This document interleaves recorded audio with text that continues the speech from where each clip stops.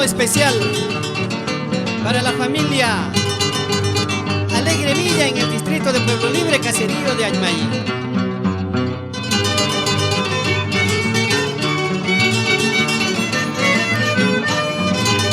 Heraldo Producciones, desde la ciudad de Huaraz.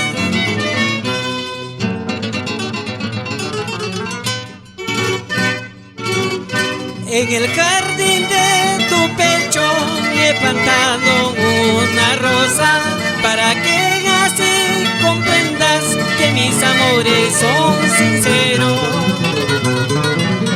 Si tus ojos lloran por verme o tu corazón siente mi ausencia, entre pétalos de una rosa están mis besos cariñosos.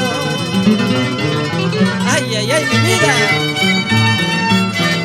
mucho amor y cariño para ti, ingrata, ingrata, ingrata paisanita. He sabido que andas hablando que mi cariño no vale nada. Pregunta pues tu conciencia cómo llegaste a mis brazos. ¿Cómo quieres que te ame si tú dudas de mis amores? Busca otro quien te quiera y dado que te arrepientas. Ahora, después no andes diciendo que fui injusto contigo, cuidado que andes llorando recordando lo pasado.